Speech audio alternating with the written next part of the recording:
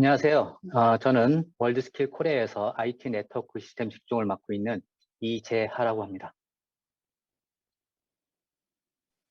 Hello, my name is EJ Ha, and I'm a skills expert for IT Network Systems Administration in WorldSkills Korea. Hello, how are you? Nice to meet you. 네, 우리가 이번 프로그램을 준비하면서 여러분들이 이 수업을 좀 원활하게 진행을 하기 위한 컨텐츠를 먼저 채팅창을 통해서 제공을 하도록 하겠습니다. So in the chat, I will provide a link in which you can direct to the cloud so that you can download the materials for the class today. That includes TP and network topology. I will upload the link in the chat now. 네, 우리가 이제 이번 프로그램을 준비하게 된 계기는 지난 우리 카잔 대회에서 직종 설명서를 개정을 하였습니다. 우리가 매 대회 종료 때마다 변화되는 기술 트렌드에 맞게끔 TD를 개정을 하지만 2011년도 런던 대회 이후에 가장 큰 변화가 있었던 걸로 기억을 합니다. So after every competitions, TP, a technical description was revised, but after each game, basically according to the changing technology, TD was revised, but there wasn't any bigger revision than in 2011 London Games. 우리가 지난 TD 개정의 핵심은 IoT, SDN, 그다음에 프로그래머블 네트워킹이 추가되고 리눅스 엔바이러먼트와 윈도우즈 서버 엔바이러먼트가 클라이언트 서버 엔바이러먼트로 통합된 것입니다. There were two major points in the last TD revision. First, IoT, SDN, and programmable networking was added. And second, Linux environments and Windows Server environments were merged into the client server environment. 저는 이번 프로그램을 통해서 여러분들이 클라이언트 서버 엔바이러먼트 학습에 도움이 될 만한 자료를 준비하고 시연을 할 예정입니다. So in the program, I'm willing to prepare the materials so that you can practice the client server environment, and I will actually deliver some practices. TD가 개정되었지만 여전히 과제 출제 범위는 낮은 기술 수준에 머물러 있습니다. 지난 TD 개정과 더불어 출제 범위 또한 좀 조정이 됐어야 했는데 우리는 그것에 대한 내용들을 토론하지 못하였습니다. Even though the TD was revised, the range for TP still stays in the lower level skill. The TD should have been revised with the range of TD, but we did not do that. So the TD range is still the same. 제가 준비한 시연은 현재 TD에 정의된 기술 수준을 넘는 부분이 상당 부분 등장합니다. 저는 이 부분이 현 산업 현장에서 상당히 많이 사용되는 기술로서 TD에 어느 정도 반영이 되어야 된다고 생각을 합니다. In the sessions, you will find some skills that exceeds the current TD skill level.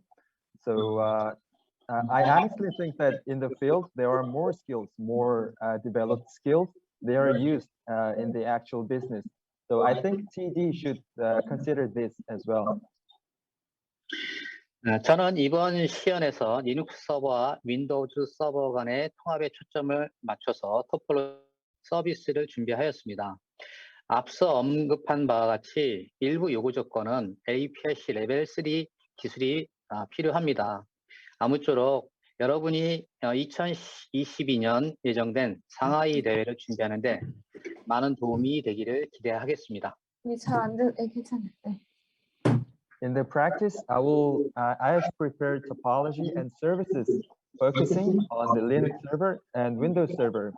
I focused on the merge of those two servers.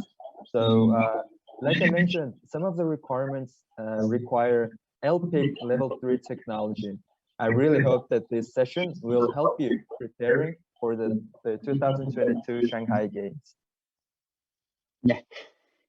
먼저 우리가 이 직접 뭐 일종의 이제 이게 트레이닝 프로그램인데 이 트레이닝 프로그램을 진행하기 전에 제가 이 트레이닝 프로그램에 도움이 될 만한 자료를 미리 다 링크를 통해서 제공을 하였습니다. So I have provided all of the materials in the link. Look at the chat and you will find the link. And in the link, you will find all the needed material for today's session. 그래서 오늘 우리가 다룰 주제의 부분들을 전부 다 제가 여기서 시연을 하는 거는 시간상 부족하고요. 우리가 제가 처음에 이 솔루션을 만들었을 때와 지금 상황과 좀 변화된 부분만 체크를 좀 해보도록 하겠습니다. Unfortunately, because of the time limits, I will not be able to cover all of the things, all of the materials. So I will focus on the revisions only. I will focus on the changes. 제가 처음에 이 솔루션을 만들 때 데비안 버전을 10 버전을 사용을 했었는데 지금 11 버전이 나왔기 때문에 11 버전에서 조금 달라진 부분들을 좀 점검을 해보고요. 그 다음에 여기까지만 잡시다. So when I created the solution, there was only Debian 10, but now there's new Debian 11. So I will mainly focus on the changes between Debian 10 and Debian 11. 우리가 이제 제가 미리 제공된 테스트 프로젝트에 대한 해결책을 제가 제공하는 것보다는 거기에 사용되는 기술에 대한 이론적인 내용들을 여러분한테 설명을 드리는 게 훨씬 더 여러분한테 도움이 많이 될 것이라는 생각을 좀 해봅니다. Instead of actually showing how I dealt with the TP, I will actually cover the theories of the skills that is required to solve the TP. 자, 일단 우선은 지금 우리가 서버의 기본적인 세팅 부분에 대해서 달라진 부분은 라우팅 부분에서 저는 윈도우즈 10에서 콰가라는 패키지를 통해서 라우팅을 했었는데 데비안 리눅스 11 버전서부터는 콰가 패키지가 빠지고 FRR로 대체가 되었습니다. So the configuration in the server was one of the major changes when it comes to routing. In Windows 10, there was the PAGA package, but in the new Debian 11, the FR package was newly introduced. So I will focus on that. 따라서 지금 제가 제공한 솔루션에 있는 콰가 패키지를 통한 라우팅을 좀 더 콰가라 라우팅 패키지보다는 FRR이라는 패키지를 통한 라우팅 방법을 설명을 하도록 하겠습니다. So in the materials, you will find the PAGA package. However, in the session, I will actually cover the FRI. 지금 우리가 참여하는 지금 게스트분들 중에 익스퍼트 전문가도 포함이 되어 있지만은 지금 공부하는 학생들도 포함이 된 것으로 저는 알고 있습니다. When I take a look at today's participants, I notice a lot of familiar names, experts, and the students as well who are studying IT networks. 제가 우리 이제 막 공부하는 친구들한테 한 가지만 한번 질문을 한번 해볼까 합니다. So I would like to give a question. 우리가 이 훈련을 할 때 모든 운영 체제는 스크래치 이미지로부터 클론해서 사용을 합니다. So every image will be cloned from scat image. 근데 우리가 윈도우즈 서버 같은 경우는 이미지를 클론한 다음에 시스템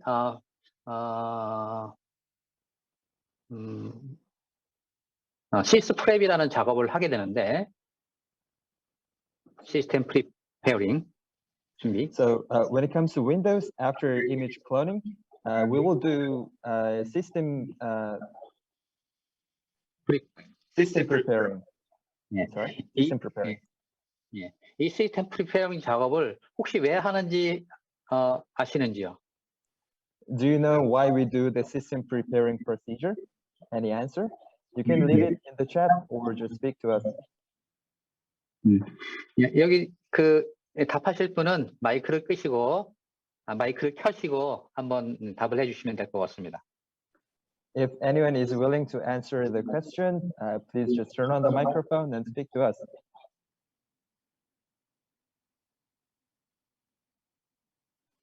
The question was why the system preparing is needed.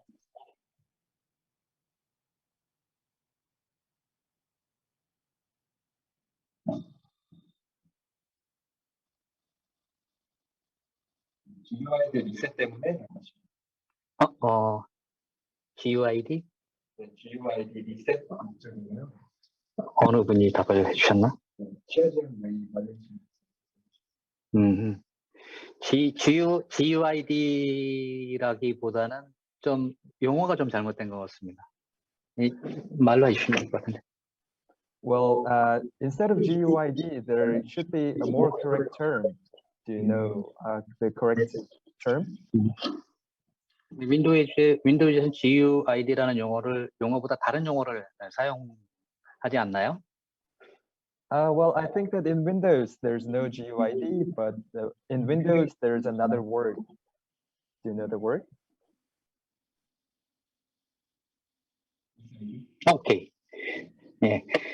시크릿 아이덴티파이어 값을 초기화하기 위해서 우리가 사용하죠.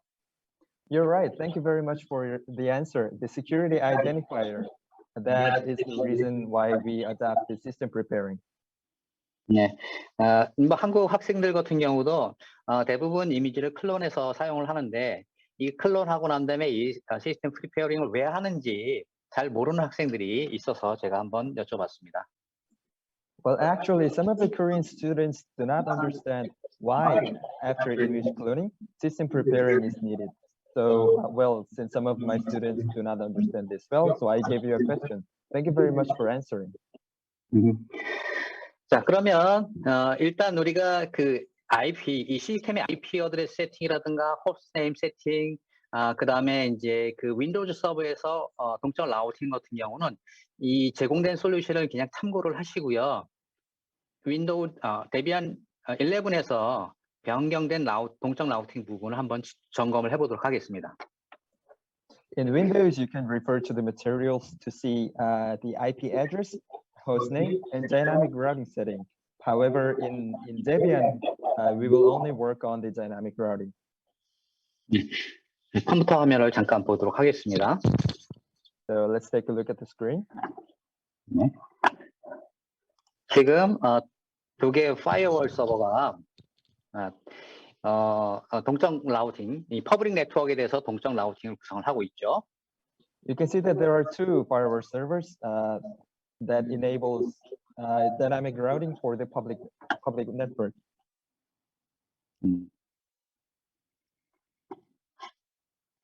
제가 스냅샷을 과거로 좀 돌리겠습니다. I will turn the snapshot back to the past.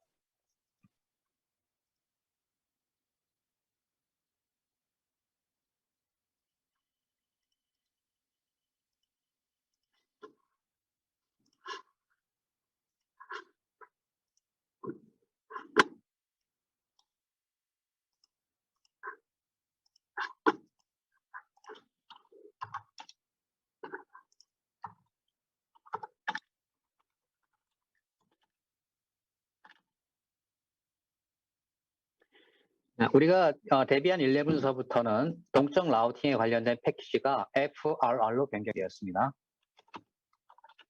From Debian 11, the package for dynamic routing has changed into FRR. 자, 양쪽 파이어월에 패키지를 설치를 해주시고요. So install the package in both of the firewalls. 자, 쿼가 패키지보다는 설정이 훨씬 더 편리해졌다고 할 수 있겠습니다. Well, you can say that this is more convenient to configure compared to the Quagga package.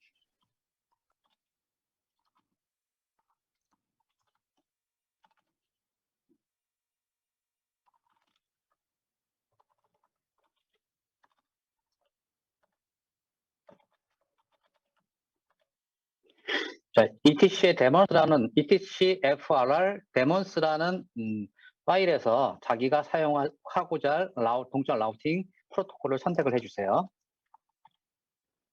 You can choose the dynamic routing protocol in the etc FRR daemons file. 우리가 윈도우즈 서버가 제공하는 동적 라우팅 프로토콜은 이 하나밖에 없기 때문에 거기에서 맞춰서 우리도 올립 라우팅 프로토콜을 활성화했습니다. Windows system actually supports only one package for the dynamic routing, so we'll do accordingly.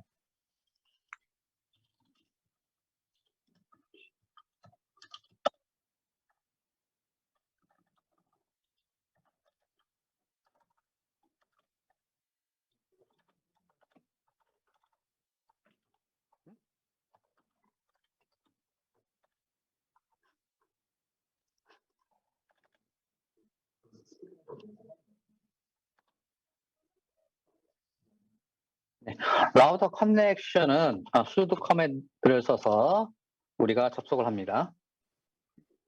For router connection, we will use the sudo.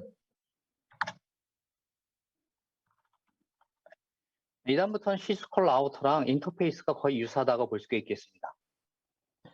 From now on, the interface will be similar to the physical network.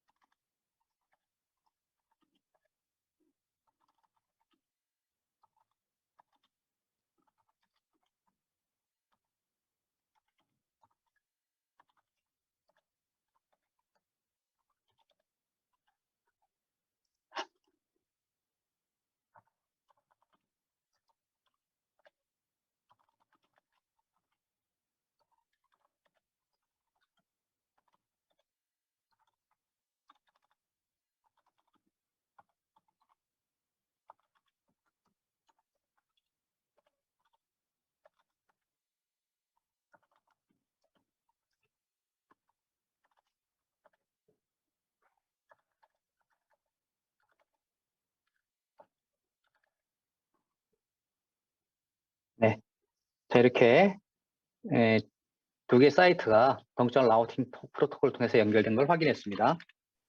You can see that both of the sites are connected with the dynamic routing protocol.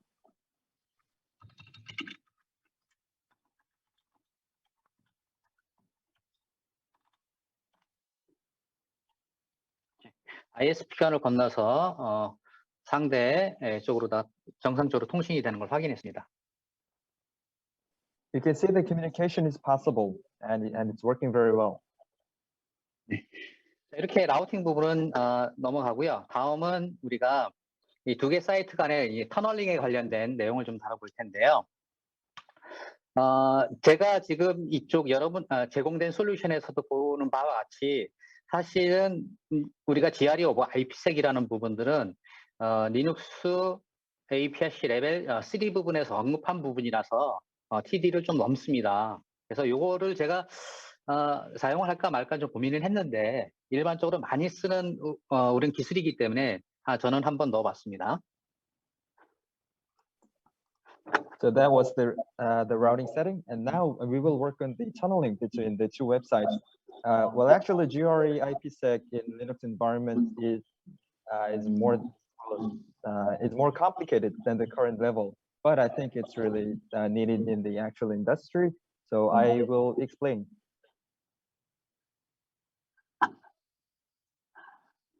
설정을 제가 다 입력하는 건 좀 시간상 좀 부족할 것 같고요. 설정된 내용을 가지고 우리 검토를 좀 해보도록 하겠습니다.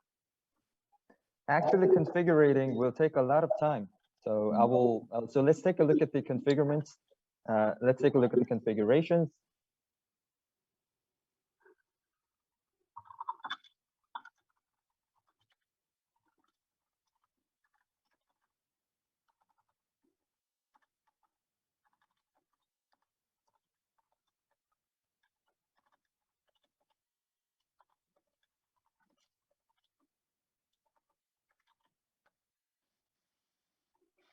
지금 우리가 그 터널 인터페이스를 설정을 했는데요. So you can see that the tunnel interface was configured. 제가 또 여기서 하나 또 더 또 하나 우리 학생들한테 질문을 좀 해보도록 하겠습니다. 지금 제가 여기 좀 오타가 좀 났어요. So I would like to give another question. Well, I had a typo. 1 second. 지금 터널 인터페이스에 보시면 중간에 MTU 값을 1476으로다가 설정을 했어요. 이거 왜 설정을 이렇게 1476으로 했을까요? So does anyone know why the MTU value is set at 1476? If you would like to answer, you can either leave it in the chat or just talk to us in the microphone. The question was why MTU value is set at 1476.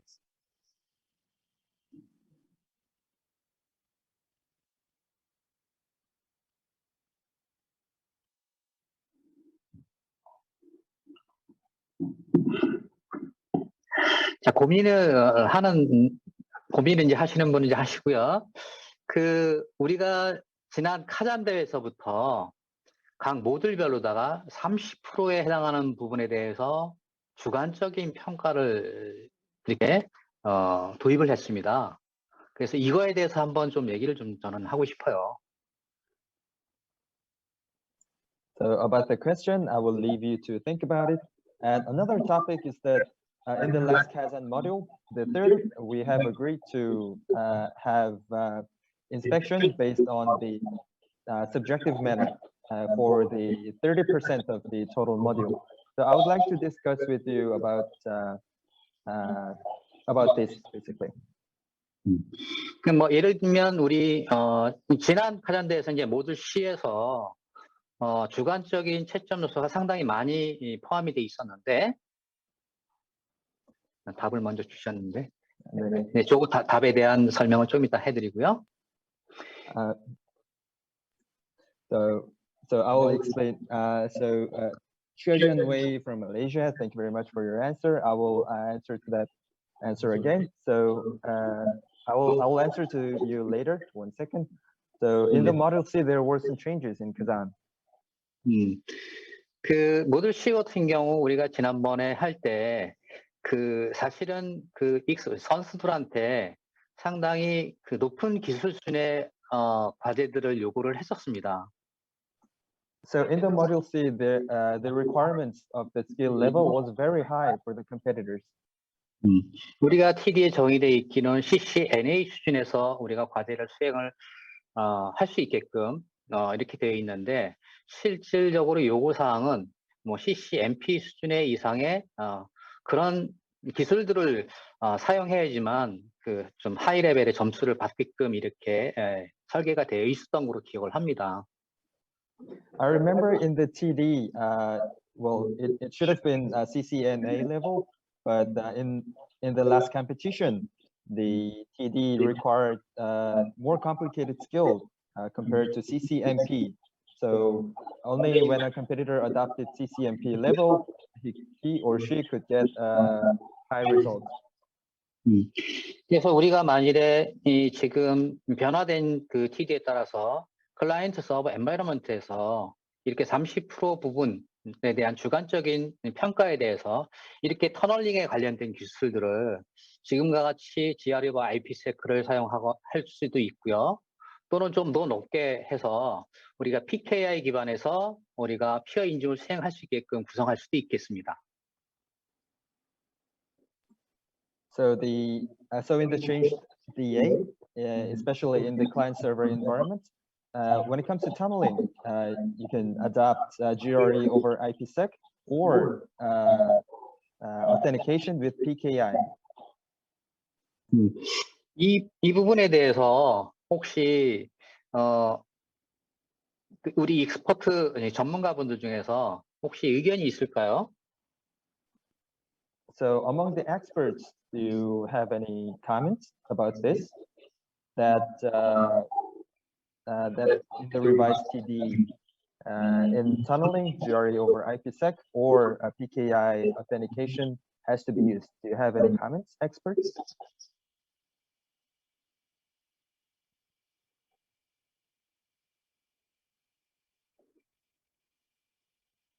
이 영어 가능한 분이 하메드 한번. 음, 음. 우리 하메드 한번 어떻게 생각하는지 한번 여쭤보세요. 하나도 너무 예, 예, 예. 이란 익스퍼트인데. So, Mr. Hamid, would you like to leave any comments?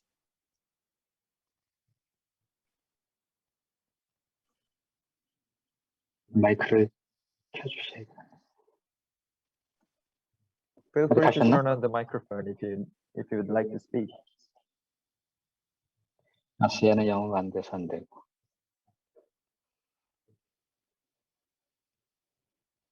어디 가셨나 봐.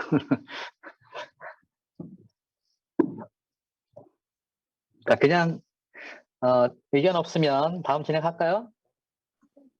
Well, if there's no comments from any of you, shall we just move on?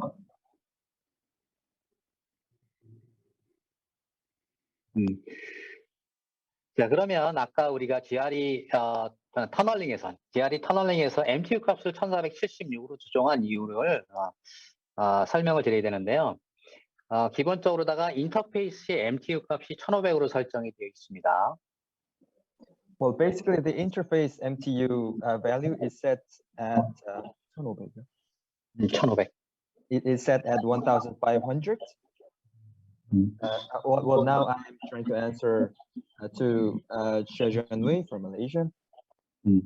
그러면 GRE 프로토콜을 사용하게 되면 우리가 새로운 IP 헤더 20바이트와 그 다음에 GRE 프래그 4바이트에서 총 24바이트가 추가가 되죠. When you adapt GRE protocol, in total 24 bytes will be added. 그렇게 되면 우리가 이 1500 결국엔 1524바이트 크기의 이 패킷이 인터페이스를 통과할 때 IP 프래그먼트 현상이 발생할 수밖에 없겠죠.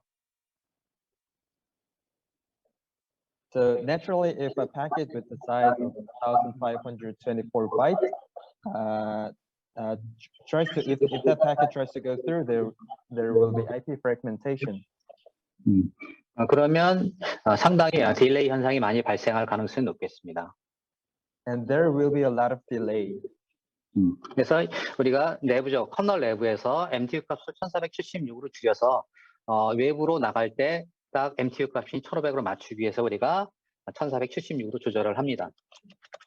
So that is actually the answer. MTU value has to be set at 1,476 because inside the tunnel, the packet should be not bigger than 1,500 bytes. So minus 24 bytes, and that's 1,476 bytes. 그리고 우리가 IPsec 터널을 구성을 하기 위해서 우리가 스트롱 소환이라는 패키지를 통해서 지금 보시는 화면과 같이 구성을 했는데 여기서도 한 가지 좀 여러분한테 질문을 드릴게요. 중간에 보시면 라인 넘버를 드릴게요. So we have adapted in the IPsec tunneling, we have adapted strong swan like you saw on the screen. So here I would like to give you another question. 35번 라인에 보시면 저기 이게 터널 스타트와 관련된 옵션인데 이제 오토하고 옆에 쓸 수 있는 옵션이 뭐 add도 있고요. 그 다음에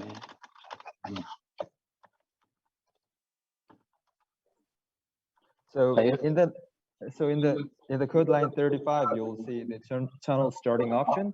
There's either auto or add or route. 이렇게 옵션을 서로 이 세 가지 옵션이 어떤 차이점이 있을까요? What do you think is the difference between the three options? What is the difference between the three options? Add, route, and auto start. If you would like to answer, just leave it in the chat, or you can talk to us.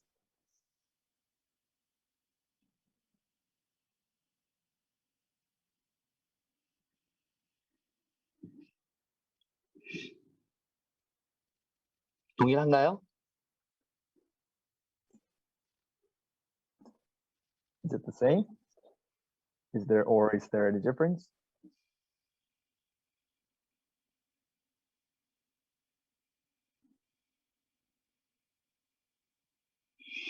물론 뭐 레퍼런스 매뉴얼을 찾아보면 다 나오겠죠. Of course, you can find it in the reference manual. 우리가 이 세 가지 옵션 중에서 뭐 일반적으로 스타트라는 옵션을 값을 제일 많이 선호를 합니다. Out of three options, generally you will find auto start as the default.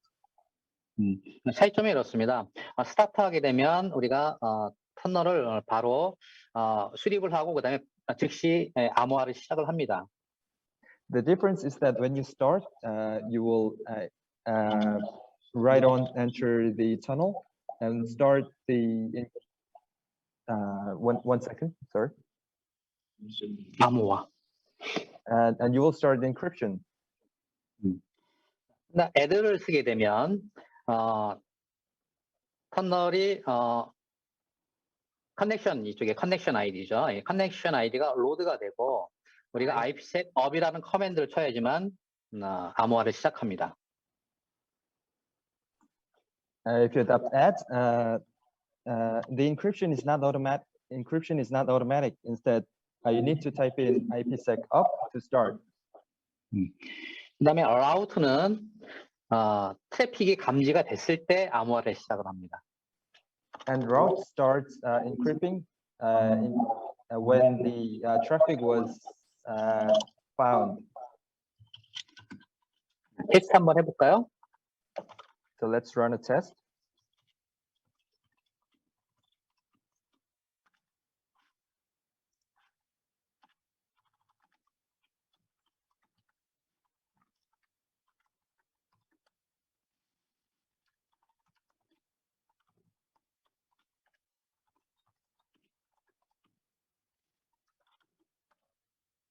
네, 제가 서비스 재시작하고요. So I will rerun the service. 지금 터널이 아직 활성화 안 됐죠? You can see the channel is not activated at the moment. 어허.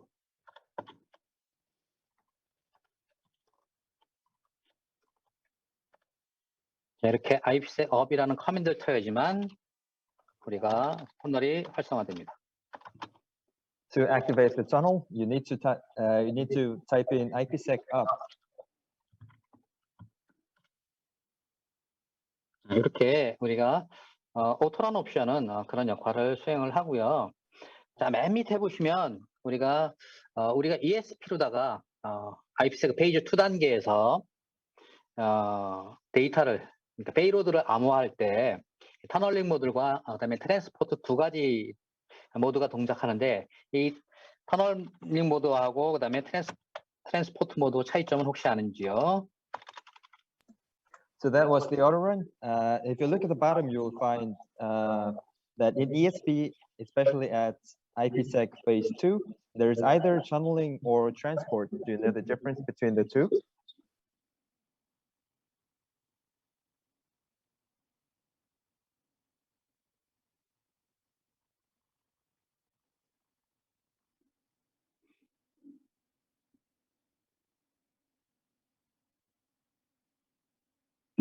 틀리셔도 상관없는데 아무도 답을 안 주시네.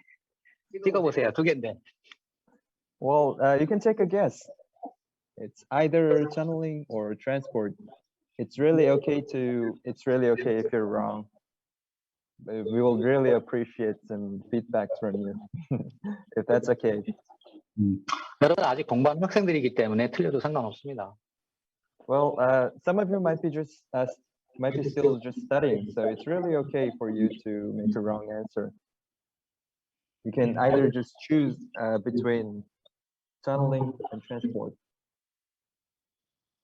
자, 그러면 지금 이 경우, 지금 여기 토폴로지인 경우에 지금 이거를 우리가 터널 옵션을 줘야 될까요? 아니면 트랜스포트 옵션을 줘야 될까요? In this tunnel, in this topology, which one do you think is more proper, the tunnel or transport? In this topology.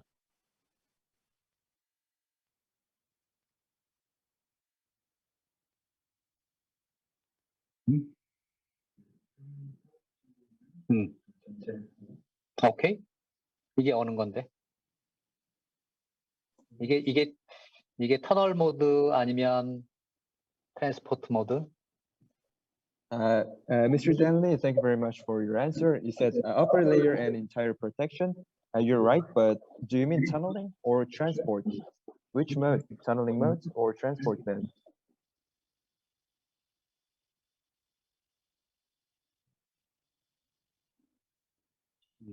그 정확하게는 터널 모드 터널 모드는 IP 헤더까지 암호화를 하고 새로운 IP 헤더를 앞에 붙입니다.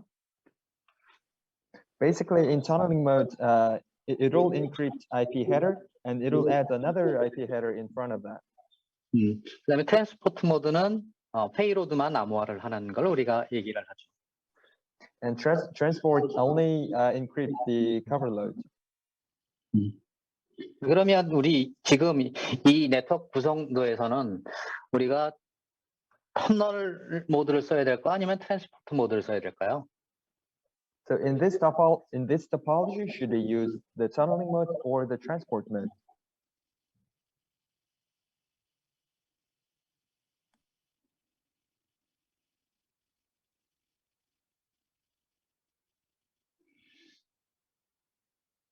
그 IPsec 레퍼런스 매뉴얼에 보시면 그 암호화를 시작하는 인터페이스가 나트를 수행하면 트랜스포트 모드를 사용할 수 없다고 규정이 되어 있습니다. You can refer to the reference manual of the topology of the IPsec. 따라서 여기는 터널 모드를 사용해야지 맞겠죠. You can basically refer to the reference manual, and in this topology, I think using the tunneling mode would be better. 왜냐하면 두 개의 파이어월의 아웃사이드 인터페이스에서 주소 변환이 일어나기 때문이죠. Because there's address exchange in the, outside the tunnel. 자, 우리가 지금 IPsec 기술을 조금 더 난이도를 높인다고 가정을 하면 여기서 우리가 PKI 방식으로다가 전환할 수 있겠죠. If we make let's say that we would like to increase the level of IPsec, and then that PKI would be necessary. 이걸 한번 구성을 해볼까요? So shall we try configuring?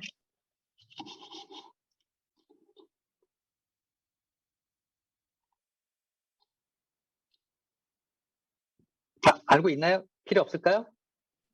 Or if you already know, I will skip on that. How do you think?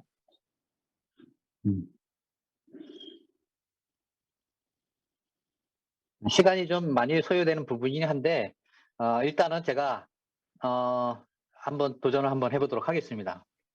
Well, it generally takes a lot of time, but I will give it a try. 제가 여기 root.dns 서버에 이미 인증 기한을 설립해 두었습니다. Here you will find the certificate authority.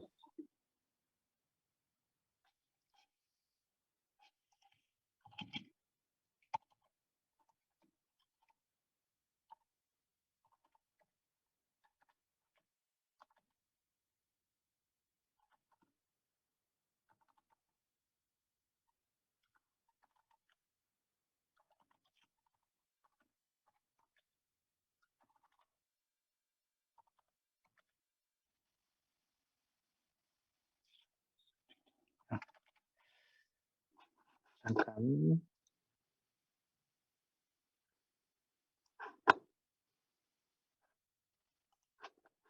이쪽 서버가 런닝되는 동안 우리가 CSR 코드와 개인 키를 먼저 만들어 볼게요.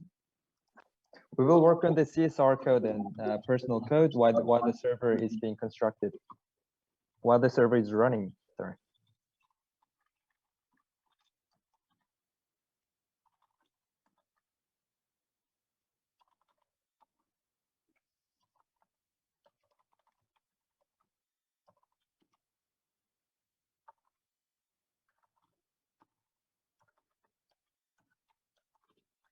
우리가 아래 키비트 사이즈, 개인 키를 만들 때 키비트 사이즈를 예전에는 1kb짜리를 만드는 것을 허용이 됐었는데 요즘은 우리가 웹 서버 인증서 만들 때도 1kb 사이즈 인증서는 다 이젝트 되는 경우가 되게 많아서 웬만하면 2kb 사이즈로 이상으로다가 작업을 해주시기 바랍니다. So the for the personal key, the key bit size is generally 1 kilobyte, 1 kilobit. But when it comes to web server for the certification, especially, the size has to be bigger than 2 kilobytes, 2 kilobits.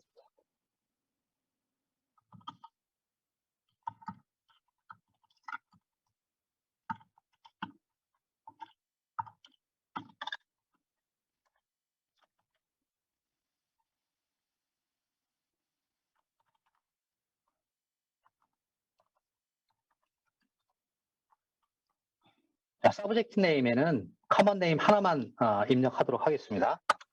I will add only one common name for the subject.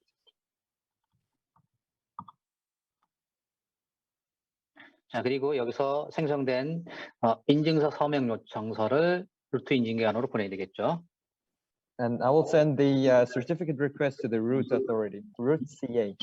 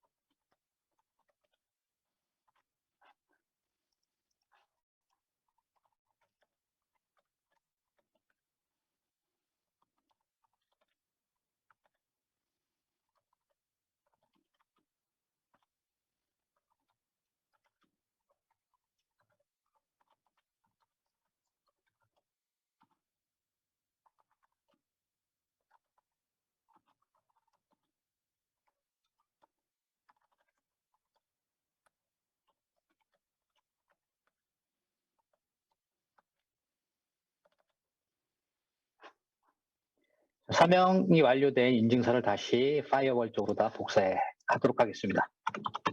Copy the signed certificate to the firewall.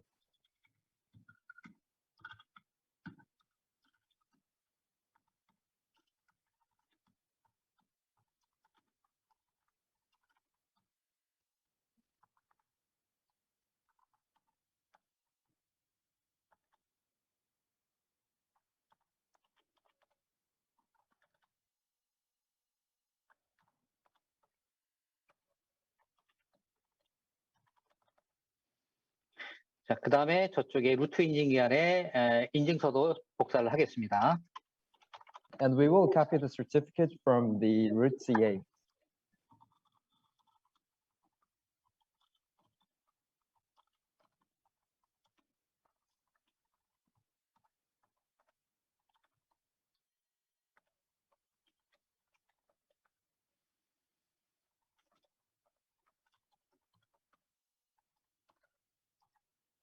인증 방식을 퍼블릭 키로 바꾸겠습니다.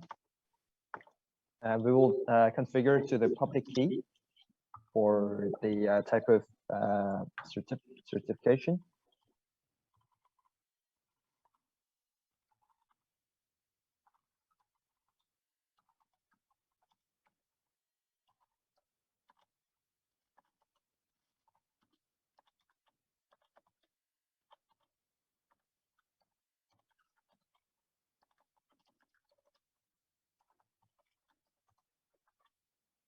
자, 라이트 아이디는 라이트 쪽, 상대 쪽 인증서에 서브젝트 네임을 입력을 해주시면 됩니다.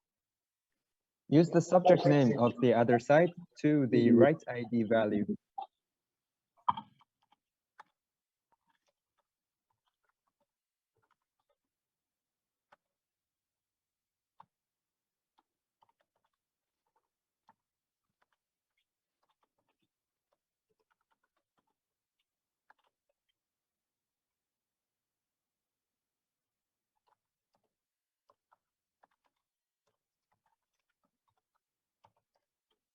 자, 여기는 자신의 개인 키를 개인 키 파일 네임을 지정해 주시면 됩니다.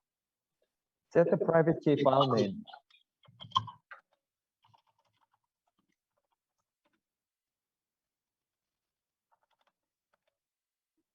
서비스를 재시작을 했죠.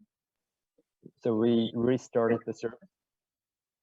상대편은 우리가 프리 쉐어드 키 방식으로다가 인증을 수행하고 이쪽은 우리가 SIG 방식으로 하기 때문에 서로 지금 이제 터널이 협상이 안 되겠죠. So the tunnel will not negotiate. So the two tunnels will not negotiate between each other because the other side adopts the free shared key and we adopt SIG. 저쪽 상대편도 제가 좀 해주고 싶은데 우리가 이제 정해진 시간이 있어서 상대 쪽도 이 동일한 방식으로 우리가 작업을 해주시면 됩니다. Because of the time limits, I cannot introduce configuration of the other side, but other side basically you can do the same.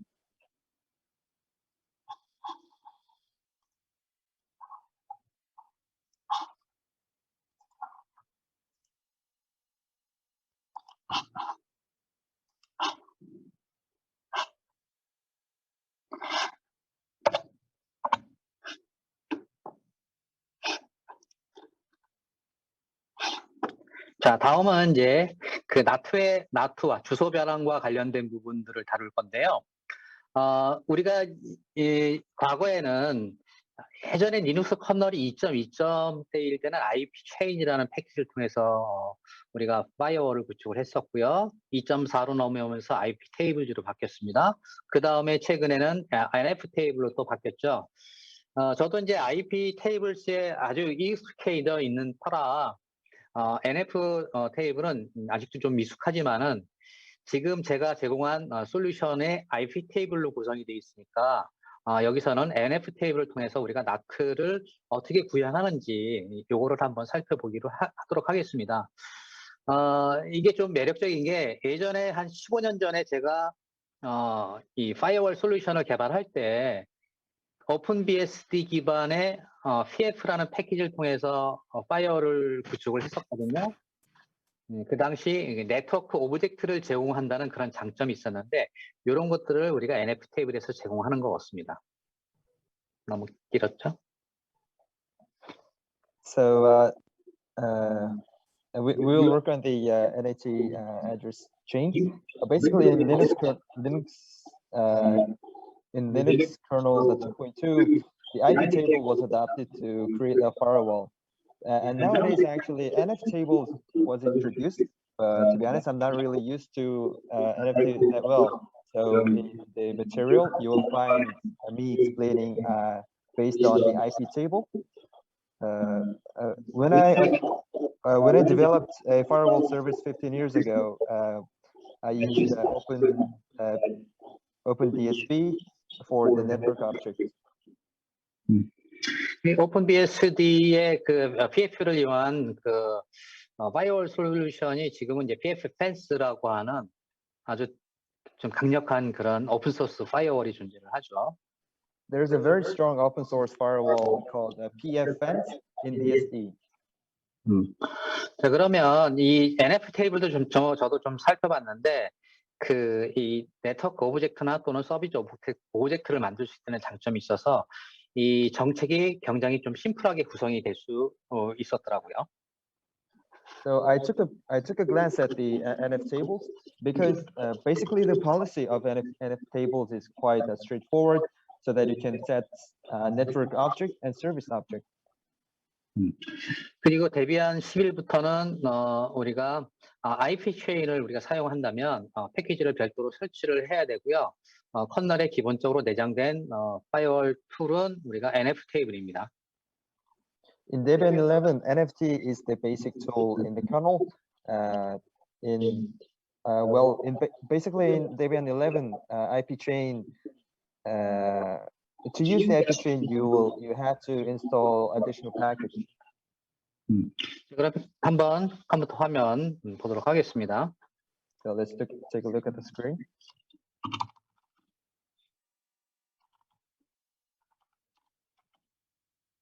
현재는 지금 아무런 정책이 없죠.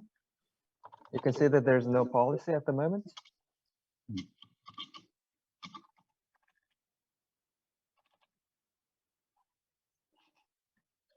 우리는 나트에 관련된 테이블을 먼저 생성을 해주세요. Create a table first that is related to the NAT, NAT. 체인을 추가합니다. Adding a chain. 자, 네임은 우리가 퍼스트 라우팅이라고 이름을 주겠습니다. We'll name it first routing. Post routing. 여기 장점이 뭐냐면 이렇게 체인 이름을 전에는 그냥 무조건 대문자로 퍼스트 라우팅이라고 이름이 정해져 있었는데 지금은 사용자가 뭐 마음대로 정할 수 있다는 장점이 있는 것 같아요. The advantage of this is that before you had to type in post routing all in upper cases, but you can name it whatever you want now. That's the strength.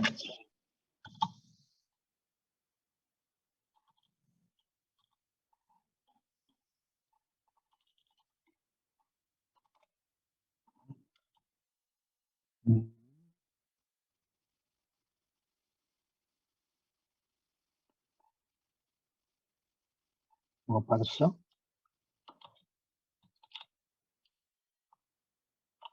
아이고.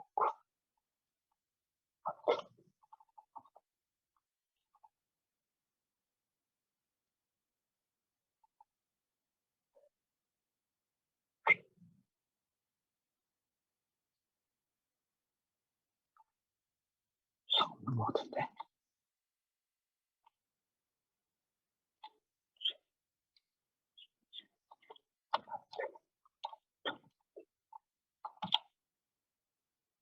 이상 없네. One moment.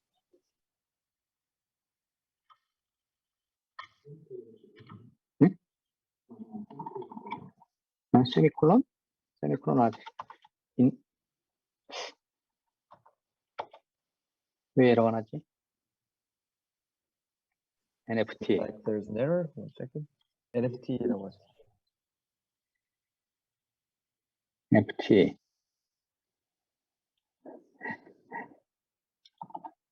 잠깐만. 앞으로 돌아갈게요. One moment. I'll go forward.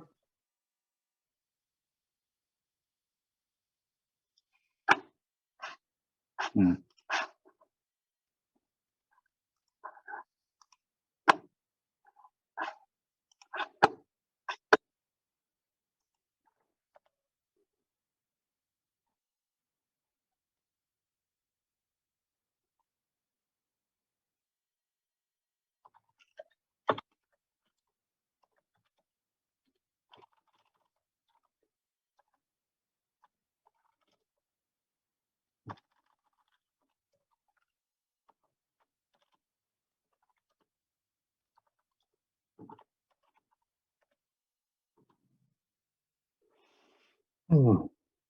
아하.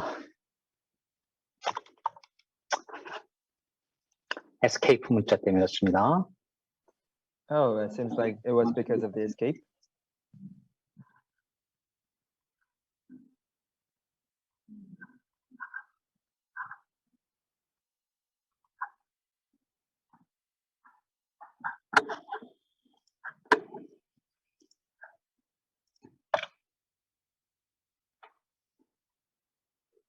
자, 이것도 우리가 시간이 부족하기 때문에 한쪽만 살펴보도록 하겠습니다. Because of the time limit, so I will work on only one side.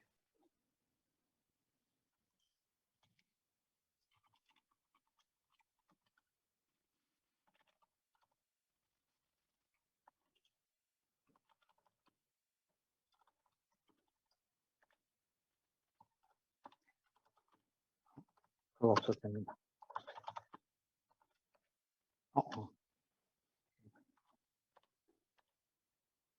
마크, NFT.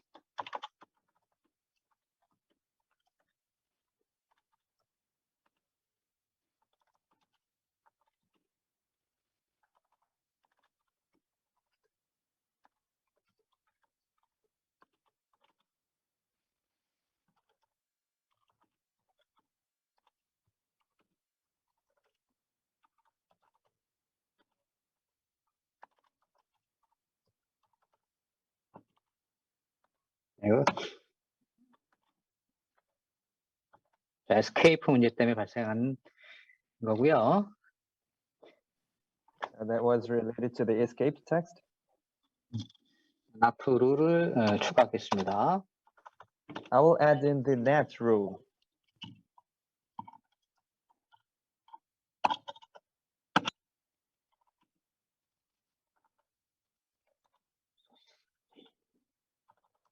출발지 네트워크 192.168.1.0/24로부터 출발한 패킷이 This is the departing network that packet goes from. 목적지 네트워크 이것을 제외한 Excluding this destination address.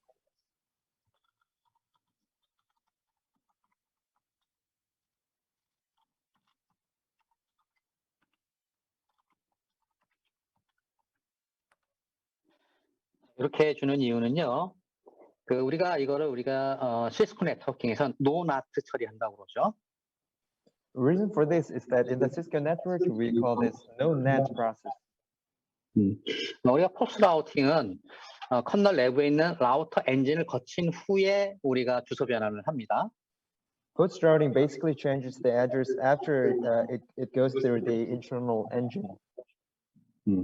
따라서 해당하는 목적지로 향하는 패킷에 대해서는 주소 변환을 하지 않도록 이렇게 처리를 하는 겁니다. So there should be no IP address change when the packet reaches to the destination. 이제 반대로 안쪽으로 들어오는 웹 서비스에 대해서 주소 변환을 하도록 하겠습니다. So now let's work on the web service that is entering. 죄송합니다. 웹 서비스가 아니라 DNS 서비스죠. I'm sorry, DNS service, not the web service.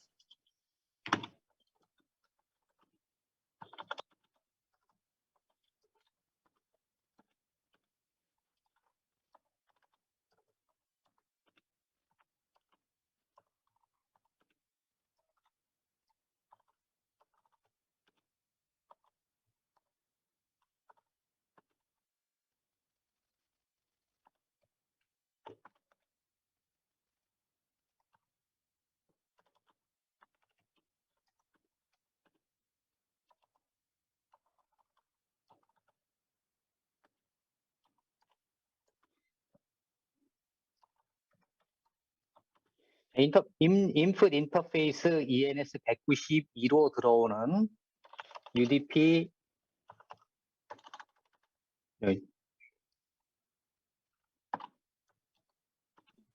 So this will enter the input interfaces ENS 192.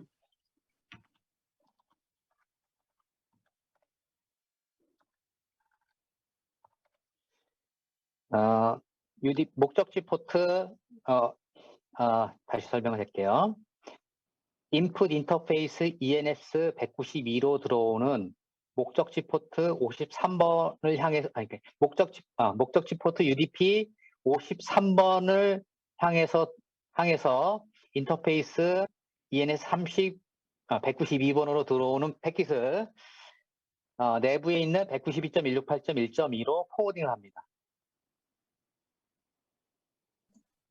So the packets heading to the destination port UDP 53, the packet will go through the input interface DNS 192, eventually to the destination. Eventually, this packet will be forwarded to 192.168.1.2. 이런 형태를 우리가 이제 port forwarding이라고 얘기를 하죠. This is called port forwarding. 우리가 NAT 방식이 이제 퍼스트 라우팅하고 그다음에 프리 라우팅 두 가지가 있는데 퍼스트 라우팅은 소스 어드레스를 변경을 하는 거고요.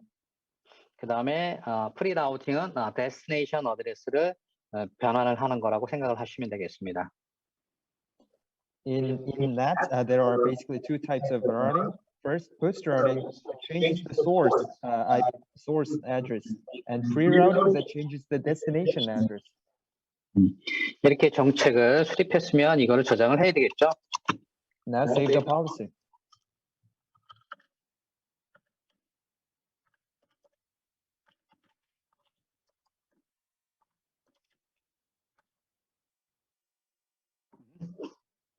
음.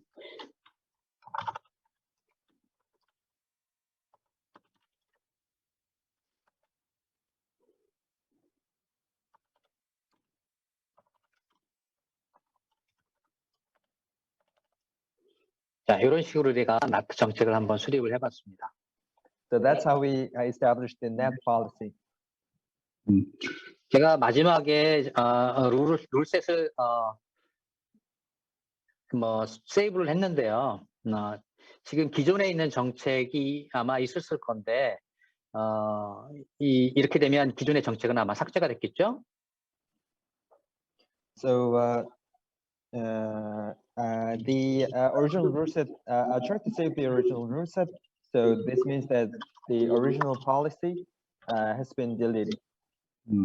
그래서 마지막에 제가 옵션을 조금 잘못 준 것 같고요. 아니면 이게 지금 기본적으로 잠깐만요. NFT. 자, 현재 NFT 룰 현재 정책이 아무것도 없잖아요. 이거를 Seems like there's no policy at all at the moment.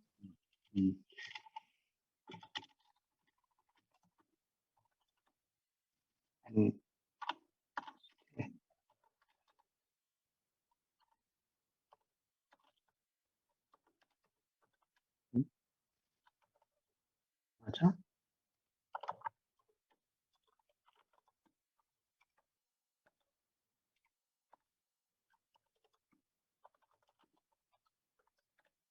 이렇게 룰셋이 NFT 서비스가 제대로 시작이 안 된 상태에서 정책을 수립했던 것 같습니다.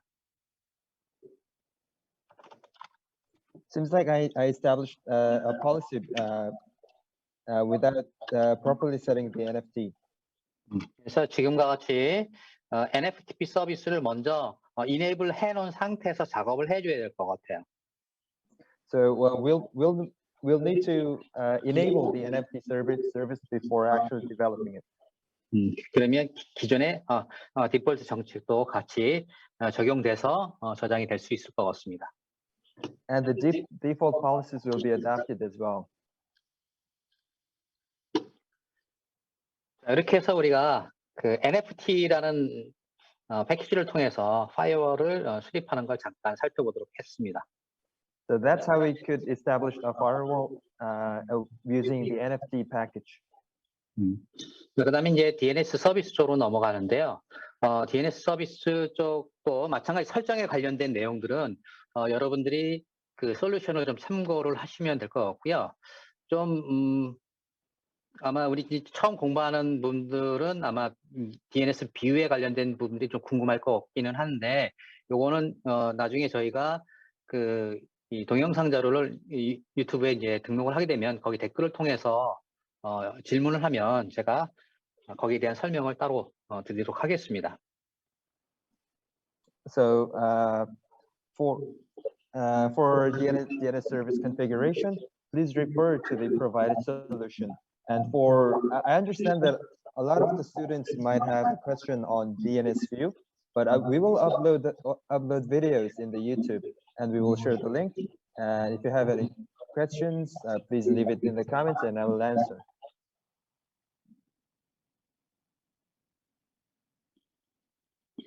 자, 여러분 이제 DNS 쿼리 프로세스에 대해서 좀 제가 설명을 좀 드리려고 합니다. Now I would like to explain DNS query.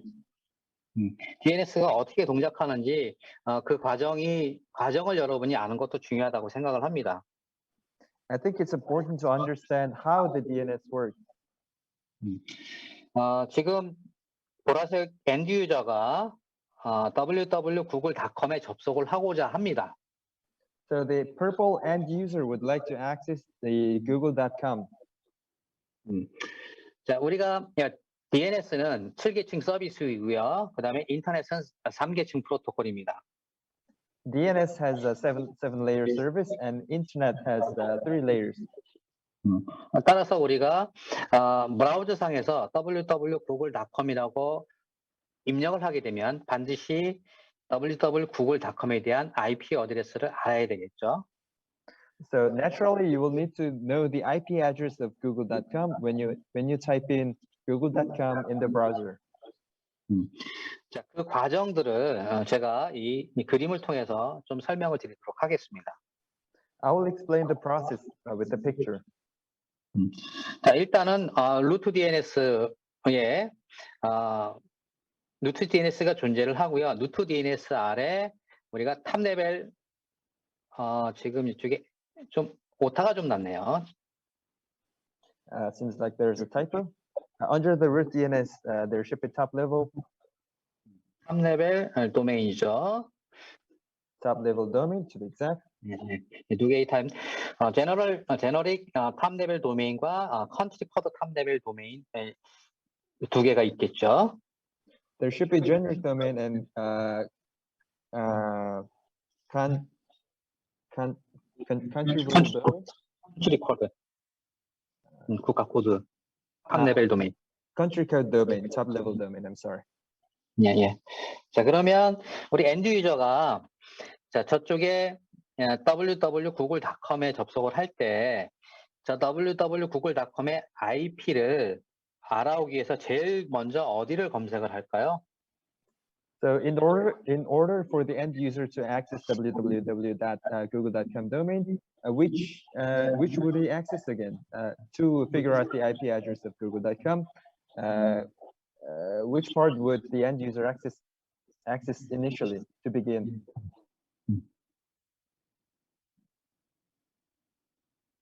채팅창을 통해서 답변을 해주셔도 되고요. 아니면 마이크를 통해서 말씀을 해주셔도 됩니다. Feel free to leave an answer in the chat, or you can just talk to us in the microphone.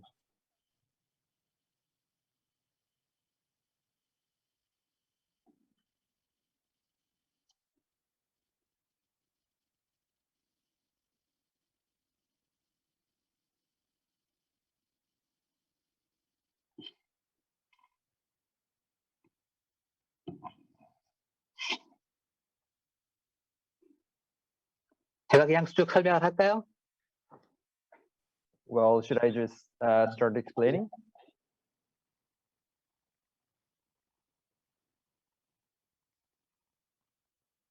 그럼 제가 그냥 설명하는 것으로 하겠습니다. So I'll just start explaining if you don't have any answers or comments. 자, 엔드 유저는 제일 먼저 호스트스 파일을 검색을 할 겁니다. The end user will refer to the host file. 자, 호스트 파일에 없으면 두 번째 로컬 DNS 캐시를 봅니다. And if there's no information in host file, the end user will refer to the local DNS cache. 자, 로컬 DNS 캐시에 없으면 세 번째 어디를 보냐면 DNS 리졸버를 보겠죠. And if end user couldn't find, the end user will refer to the DNS resolver. 자, 이 그림상에 지금 엔드 유저는 ISP로부터 인터넷 서비스를 받기 때문에 ISP DNS인 168.124.101.2를 DNS 리졸버로 채택을 하고 있을 겁니다. So end user basically gets the address from ISP using DNS resolver. So the ISP DNS address would be 164.124.101.2. 그러면 이쪽으로 쿼리가 진행이 되겠죠. And query will go like this.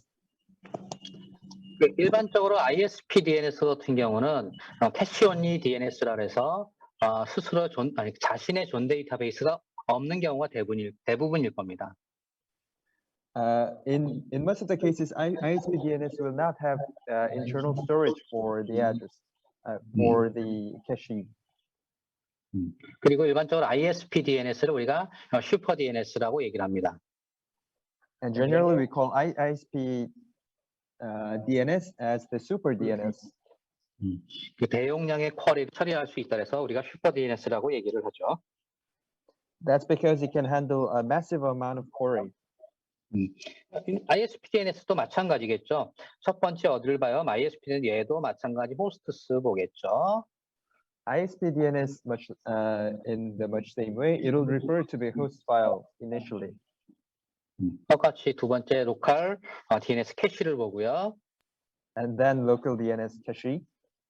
세 번째는 여기도 뭐 우리가 forwarding 정보가 있다면 forwarding 정보를 통해서 쿼리를 진행할 테고요. If there's forwarding information, it'll refer to the forwarding information to process the query. 대부분 forwarding 정보가 없기 때문에 이쪽에 루트 인트 값을 보고 우리가 루트 DNS로 갑니다. In most of the cases, it'll not find it, so it'll refer to the routines to go this way. 일반적으로 우리가 DNS 쿼리를 할 때 쿼리 타입은 기본값이 어드레스이겠죠. In most of the cases, the query type of the route would be, 1 second. 어드레스, 쿼리 타입 어드레스. The query type would be generally in address. 우리가 해당하는 도메인에 대한 DNS에 대한 네임 서버를 확인하기 위해서 쿼리 타입을 NS로 변경을 할 겁니다. We'll change the query type into NS to change the domain server, change the domain name. 자, 그래서 이 ISP DNS는 루트 DNS에 NS 쿼리를 수행을 하겠죠. So ISP DNS will run the root DNS query. 자, 루트 DNS는 스스로 모든 도메인에 대한 서비스를 수행하는 게 아니라 각각 도메인에 대한 서비스 권한을 딜레게이션을 하는 역할을 한다고 보면 되겠습니다. Root DNS basically delegates this service authority to each domain. 자, 지금 같은 경우는 우리가 구글닷컴은 TLD이기 때문에 이쪽으로 한번 쿼리를 하겠죠. So Google.com will basically query into the gTLD like this. 그러면 이쪽에 com이라고 하는 도메인에 대한 서비스 권한을 가지고 있는 서버한테 구글의 네임 서버가 누구인지를 알아오겠죠. And the name of the Google server could be found by the .com domain provider through gTLD. 실제로 지금 구글이 가지고 있는 네임 서버는 4개입니다. There are 4 name servers for that in Google. 그래서 라운드 로빈 서비스에 의거해서 이 4개 중에 하나가 응답을 하겠죠. Based on the round login service, one of these 4 will answer. 우리는 지금 이쪽 첫 번째 서버한테 쿼리를 했다고 생각을 해봅시다. Let's pretend that there was a query to the first server. 자, 그다음에 이 ISP에서는 다시 이쪽으로 쿼리를 수행을 할 겁니다. And ISP will pass the query this way. 그리고 자신의 존 데이터베이스에 있는 가림이 안 되나 보다.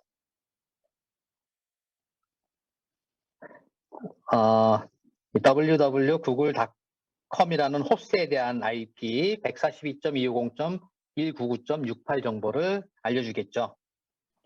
And it will tell the host IP of the www.google.com. You can refer to the green box in the bottom.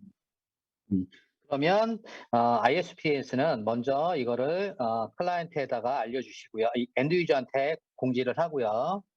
And ISP will notify this to the end user. 자, 자신의 로컬 캐시에 저장을 하겠죠. And it will save in his local cache. 세이브 합니다. 세이브 하는 이유는 이 엔드 유저 한 유저만 이 DNS 이 정보를 요청하지 않을 거란 얘기예요. 다른 유저도 요청을 할 때 이렇게 다시 루트 DNS로 갔다 하는 이 절차를 생략하기 위해서 한다고 보면 되겠습니다. The reason of saving is to avoid when there is a request from various users, it will not have to go forward and back from the root. 엔드 유저도 마찬가지입니다.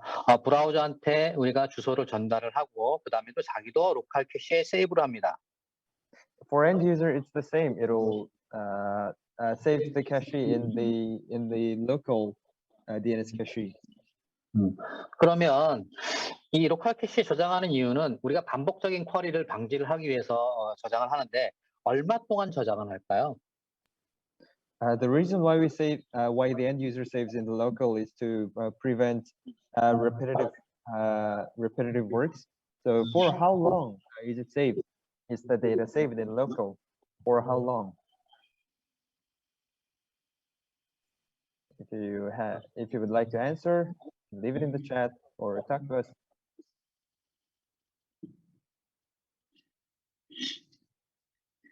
접속만 하고 어디 가셨나 봐.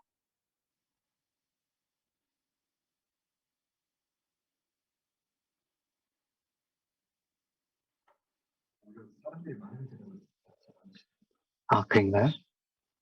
할줄알고 소리 안 했습니다.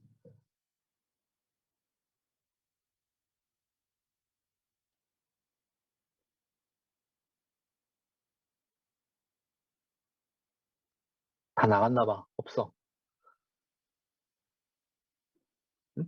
So any comments or any answers would be very much appreciated. Or if you couldn't understand the question, please talk to us and we will explain it again.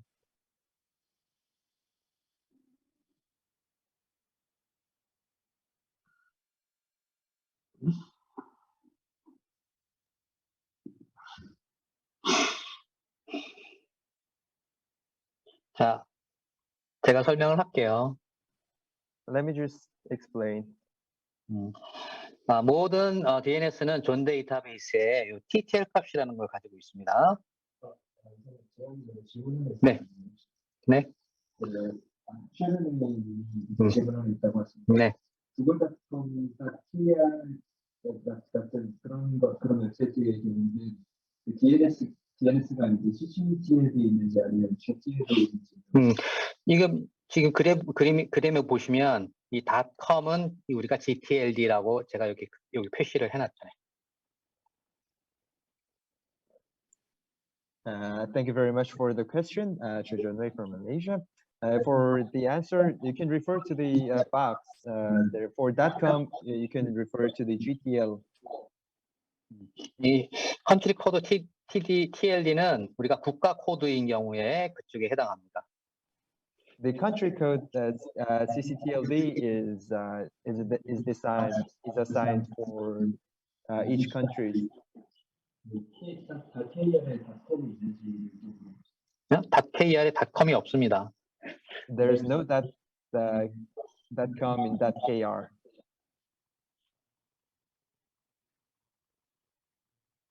네, 계속할게요. So I will continue. If that was okay, I'll continue.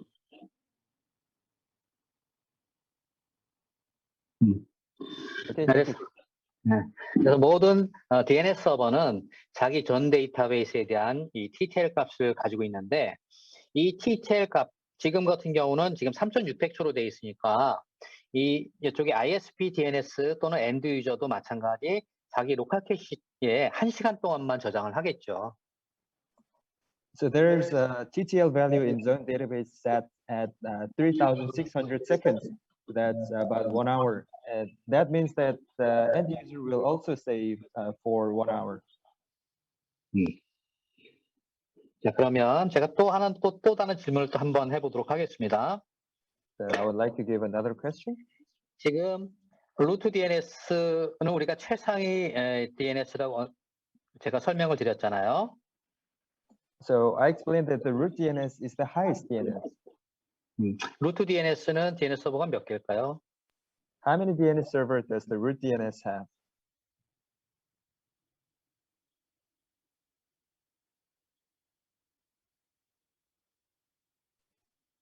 If you would like to answer.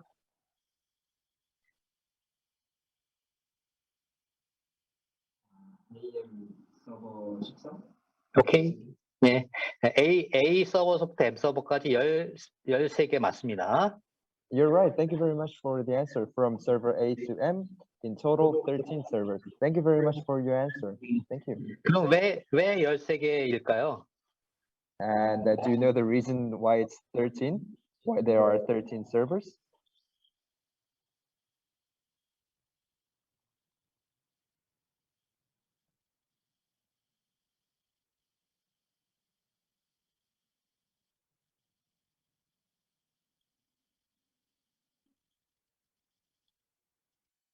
자, 우리가 DNS 쿼리는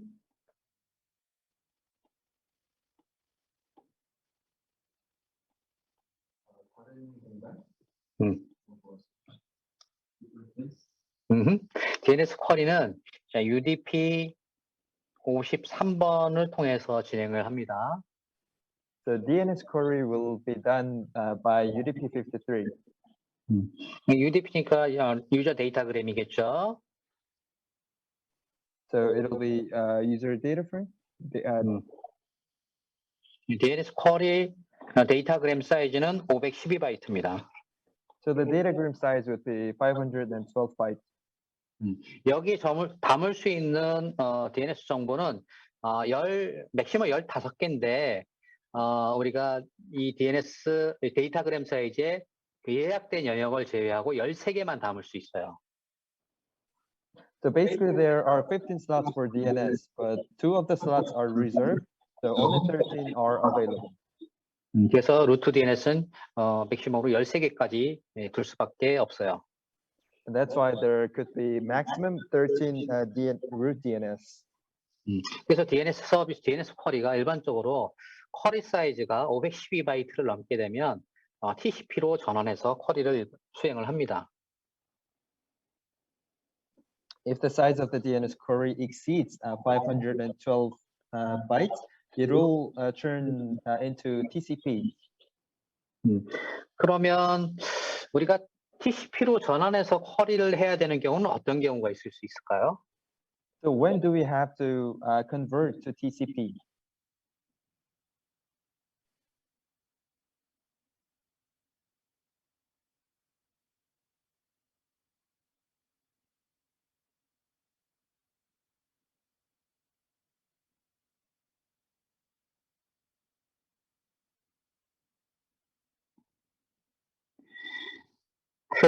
아마 존 트랜스퍼인 경우에는 내가 만일에 내 도메인에 대한 존 데이터베이스가 되게 많다. 그러면 이게 512바이트를 넘을 수도 있겠죠, 그죠? 마스터 DNS와 슬레이브 DNS 간에는 우리가 영역 전송을 하는데 우리가 존 트랜스퍼라고 그러는데 이 존 트랜스퍼는 512바이트를 넘을 수도 있습니다. 이럴 경우 우리가 TCP 프로토콜로 쿼리를 하겠죠.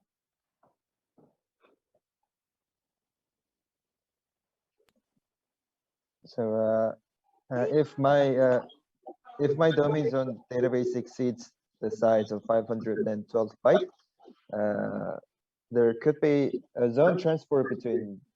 There could be zone transfer. So in this case, you will need to adopt TCP protocol.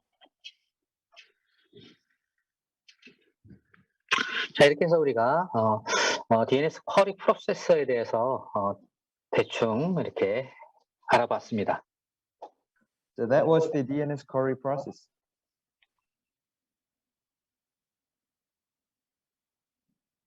이제 남은 프로토콜 지금 하나밖에 없습니다. 이제 DHCP 프로토콜을 DHCP 프로토콜 우리가 살펴볼 예정인데요. 우리가 DHCP는 지금 화면에 보시는 바와 같이 총 4단계를 거쳐서 우리가 IP 할당을 합니다. So now DHCP protocol. DHCP protocol basically allocates IP addresses based on 4 steps. 일단 서버는 IP 풀을 준비를 해주고요. 서비스를 시작을 하겠죠. So the server will prepare IP tool to start the server. 그럼 클라이언트는 브로드캐스트 트래픽을 통해서 같은 서버넷에 우리가 DHCP 디스커버 메시지를 우리가 날리겠죠. So the DHCP discover message will be sent by the server client and server client when it deals with broadcast traffic. 그리고 여기 보시면 DHCP 페이로드에 보시면 클라이언트에 맥 주소를 달아서 보낸다고 그랬는데요. 맥 주소 플러스 호스트네임도 같이 전송을 합니다. In the payload, MAC address plus hostname address will be merged together to be sent.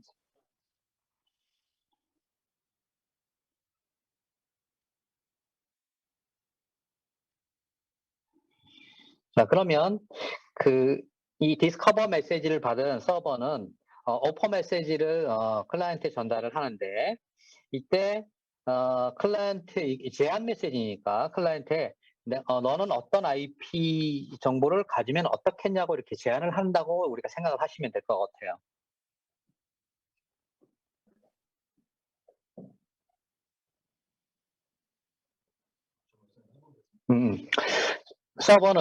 서버는 클라이언트에 자기 IP 풀에 있는 IP를 하나를 이 할당을 제안을 하게 됩니다. So server will propose one of the IPs in the IP pool. 지금 그림에 보시는 바와 같이 DHCP 페이로드에 있는 내용들을 클라이언트에 제안한다고 보시면 됩니다. So it will be in the DHCP board that will be suggested to the client. 그리고 다시 클라이언트는 서버 사이드 주로 DHCP 리퀘스트 메시지를 보내는데 리퀘스트 메시지는 여기 마찬가지로 지금 이 DHCP 페이로드에 있는 내용들을 가지고 요청을 하죠. The client will the DHCP request message, and DHCP payload will refer to itself to solve the problem. 그리고 다시 서버는 클라이언트에 DHCP acknowledgement 시그널을 보냅니다. And this DHCP acknowledgement signal will be sent from server to the client. 그리고 서버는 IP를 할당하고 리스트 테이블이라는 걸 생성을 하겠죠. Server will allocate IP and it will create a list table. 자, 이때 서버 사이드와 클라이언트 사이드에 각각 서비스 포트가 있습니다. There's service port for the server and for the client. 서버 사이드는 UDP 67번이고요. Server side is UDP 67. 클라이언트는 UDP 68번입니다. And client will adopt UDP 68. 중간에 방화벽이 있다면 이 서비스 포트에 대해서 항상 오픈해 둬야 되겠죠. If there's a firewall, it should be open to both of the services. DHCP 서비스 컨피그레이션을 잠깐 한번 살펴보도록 하겠습니다. 컴퓨터 Let's 화면으로 take a look at 넘어갈게요. the DHCP service configuration. We'll move on to the screen. 컴퓨터 쪽 보겠습니다.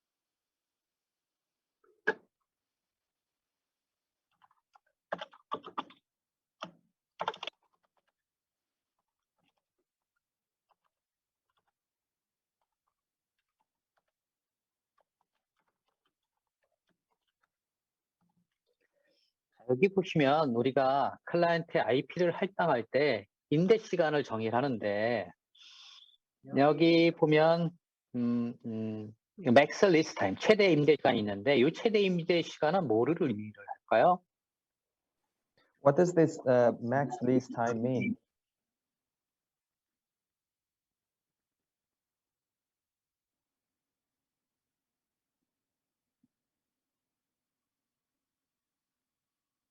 자, 그러면 이 질문부터 하겠습니다. 위에 보시면 디폴트 기본 임대 시간을 지금 10분, 그러니까 600초로 다 할당을 했습니다. 그러면 클라이언트는 다시 리뉴얼을 하겠죠. IP를 리뉴얼을 얼마 후에 리뉴얼을 할까요? So the basic input time is set to be 600 seconds, and when would a client renew?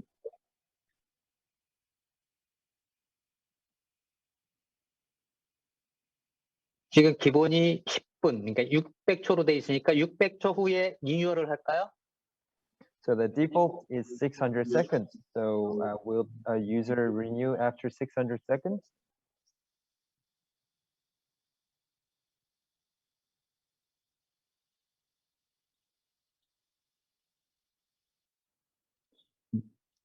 우리 너무 저기 조용한데. So if you'd like to leave any feedbacks or answer.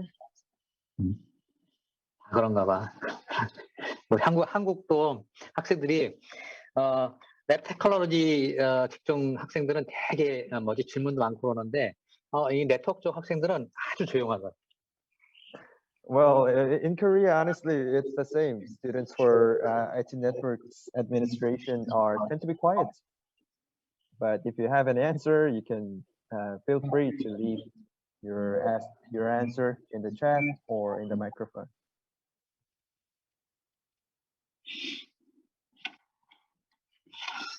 자, 우리가 DHCP 서버가 IP를 할당하고 난 다음에는 클라이언트는 계속 그 IP를 사용하기 위해서 리뉴얼을 해야 되겠죠, 그죠?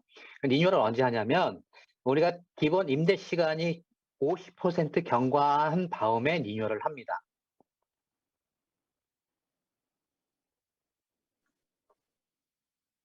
So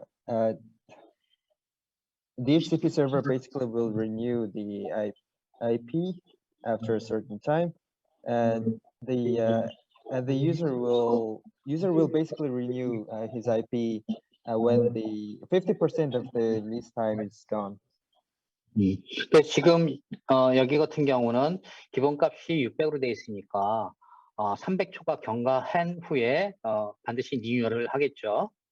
So the default value is set at 600 seconds. So a user will renew after 300 seconds. 근데 만일에 여기 50% 경과됐는데도 불구하고 내가 이 DHCP 서버한테 리뉴얼 요청을 했는데 서버가 응답을 하지 못하면 어떻게 될까요? But what if DHCP server does not respond to the request of renewal?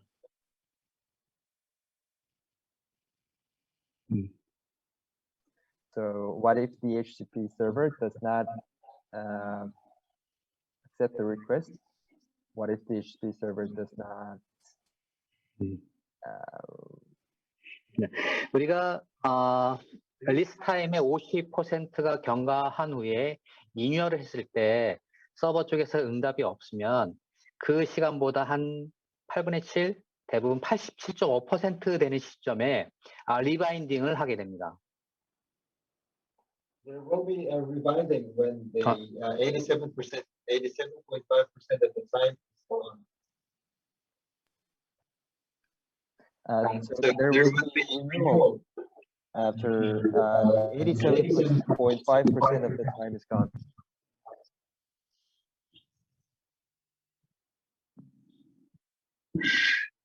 자, 일반적으로 우리가 리뉴얼은 이미 DHCP 서버로부터 DHCP 서버의 IP를 알고 있기 때문에 유니캐스트로 우리가 리뉴얼 요청을 하지만 리바인딩을 하게 되면 다시 브로드캐스트 트래픽을 통해서 우리가 요청을 한다고 생각을 하시면 될 것 같습니다. 죄송합니다. 한 문장씩 혹시 끊어서 말씀해 주시겠어요? 네, 알겠습니다. 자, 됐죠? 우리가 DHCP 서버는 리뉴얼의 경우 서버의 주소를 정확하게 알고 있으니까 유니캐스트 패킷을 통해서 리뉴얼 요청을 하고요. 그 다음에 요청이 없으면 요청을 합니다. So the DHCP server basically will, if there's an IP renewal request, it will refer to the unicast packet. 만일에 응답이 없으면 87.5%가 경과한 후에 다시 브로드캐스트 트래픽을 통해서 리바인딩 메시지를 보냅니다. But if there's no response after 87% of the time is gone, it'll broadcast again using the rebinding. 그래서 저쪽 우리 컴퓨테이션에 보면 11번 항목에 맥스 리스트 타임이라는 건 뭐냐면 이 사실은 이 클라이언트가 리퀘스트 메시지를 보낼 때 내가 임대 시간을 얼마를 요청을 할 수가 있어요. 근데 이때 서버에 지금 7200초로 돼 있는데 7200초보다 더 많은 시간을 요청을 하게 되면 서버는 여기에 설정되어 있는 값으로 리스트 타임을 정의를 합니다. So the server would naturally set the least time to 720 seconds, and after the least time is expired, it will do the request message. 민 리스트 타임도 존재를 하겠죠. 최소 시간. 마찬가지로 클라이언트가 임대 시간을 요청할 때 그 서버에 설정되어 있는 최소 시간보다 작은 시간을 요청을 하게 되면 서버에 설정되어 있는 값을 기본적으로 할당을 합니다. So there's a minimum least time value, but if client least time is bigger, it will refer to the default value. 이것도 한번 여쭤보겠습니다. 우리 시스코 라우터 같은 경우는 그 리스트 타임을 인피니트라는 옵션을 줘서 영구 임대를 하지 않습니까? 그죠? 그러면 리눅스는 영구 임대가 가능할까요? So for Cisco router, the infinite lease is possible, but for the Linux, is it possible to have infinite lease?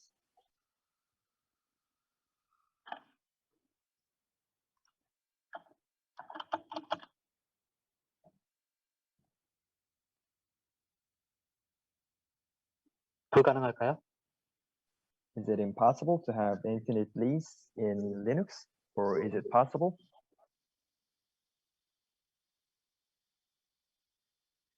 우리가 서버 쪽에서 클라이언트에 어퍼 메시지를 보낼 때 리스트 타임을 제공을 하죠.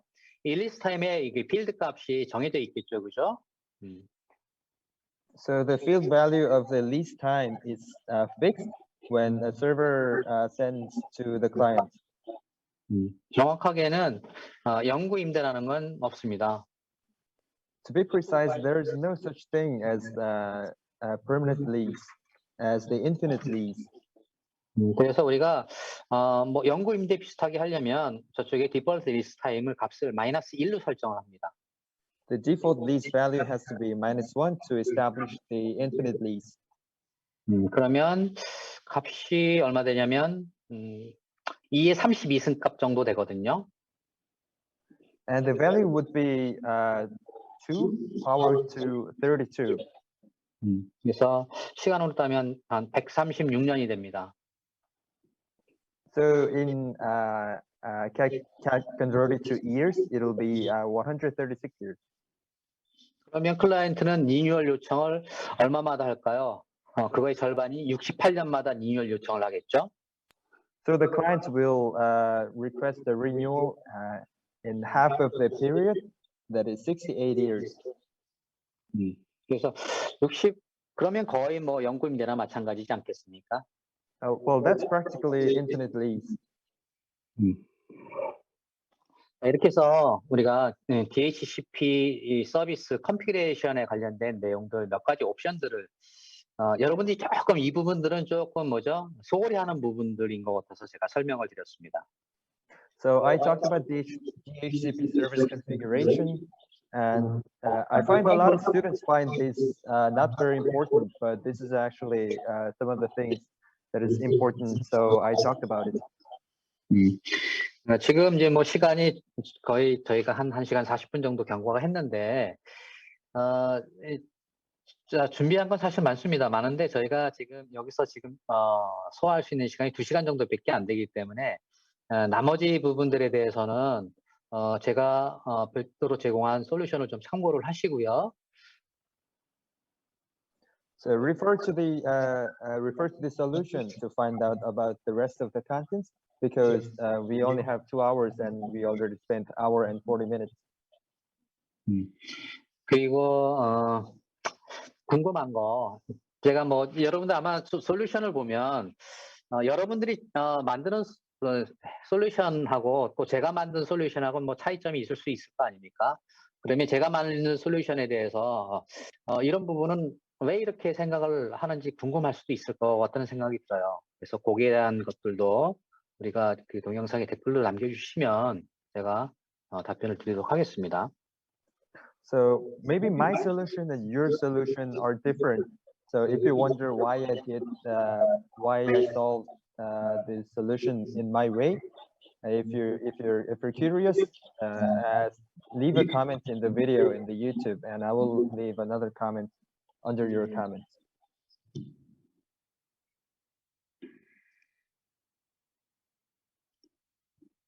자, 혹시 오늘 진행한 그 내용 중에서 이 수업이 종료되기 전에 난 꼭 이 부분은 좀 짚고 넘어가야 되겠다 이런 부분이 있으면 질문을 좀 해주시죠. So do you have any questions on some of the points that I didn't cover? Well, any questions on any topic of today's contents, I will be glad to answer. If you have any questions, please leave in the comments or talk to us.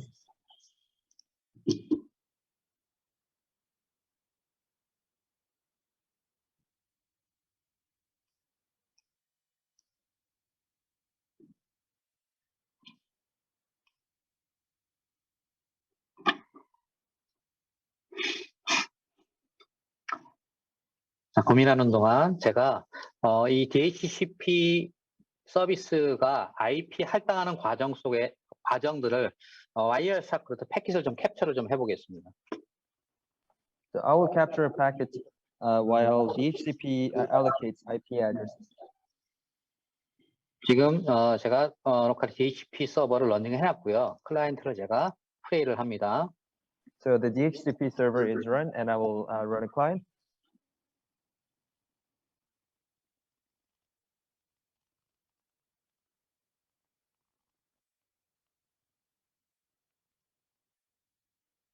디스커버 메시지가 갔고요.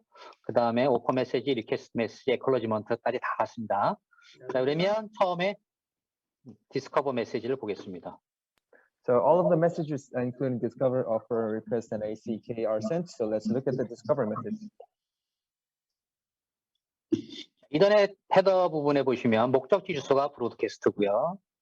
In the Ethernet header, you will find the destination as Ethernet. Broadcast, sorry. Broadcast is the destination. 그 다음에 IP 헤더의 데스티네이션 어드레스도 마찬가지 브로드캐스트죠. And the same with the IP header destination. 유저 4계층 서비스 포트는 소스 어드레스는 68번이고요. 데스티네이션은 67번이에요. And the layer 4 service address has source port for 68 and destination port for 67. 그럼 DHCP 페이로드를 좀 살펴보겠습니다. Let's take a look at the DHCP payload. 그러면 여기 클라이언트의 맥 어드레스를 서버한테 전송을 하고요.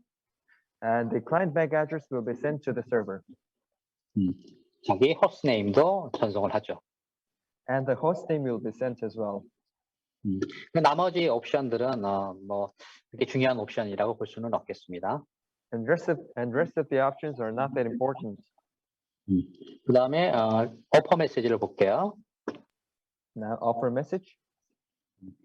메시지 마찬가지 목적지 이더넷 헤더는 뭐 상대 맥 주소일 테고요. 그 다음에 뭐 쭉 돼 있는데 이거는 지금 조금 좀 달라졌어요. 왜냐하면 한번 리뉴얼을 한 것 같으네. Because of the renewal, I think there was a change in here. 원래는 이게 오퍼 메시지는 브로드캐스트 목적지가 브로드캐스트가 되는데 지금 유니캐스트가 됐습니다. Offer message has to have a destination in broadcast, but now for some reason it's set at the unicast. 그러니까 페이로드에 보시면 페이로드의 클라이언트 IP 정보, 그 다음에 또 서버, 네임 서버, 게이트웨이 주소 이런 정보들을 담고 있습니다. There's name server and gateway in client IP. 여기에 그리고 리스트 타임도 제공을 하겠죠. And lease time will be provided here too. 여기 10분이라고 지금 표시가 되어 있습니다. It's marked at 10 minutes. 이런 식으로 여러분이 그 서비스를 공부할 때는 와이어샤크를 통해서 패킷을 직접 캡처를 해보고 분석을 해보면 많은 도움이 됩니다. Capture a packet and analyze the packet with Wireshark, and it'll be very helpful for you to understand how the communication is happening.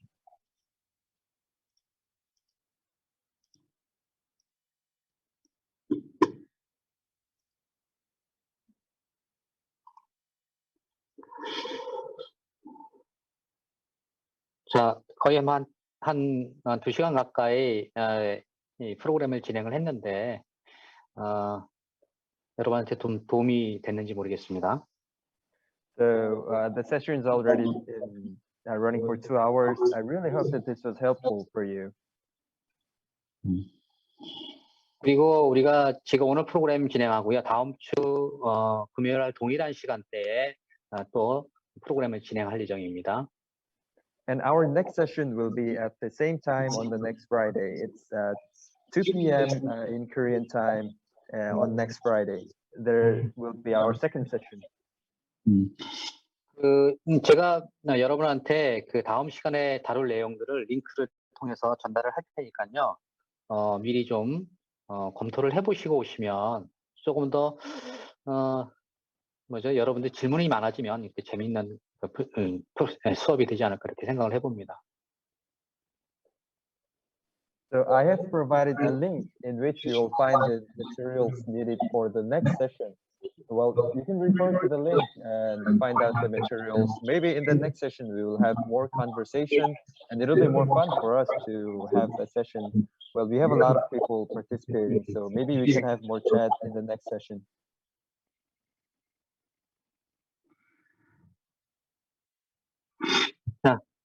그러면 오늘 수업은 여기서 종료를 하도록 하겠습니다.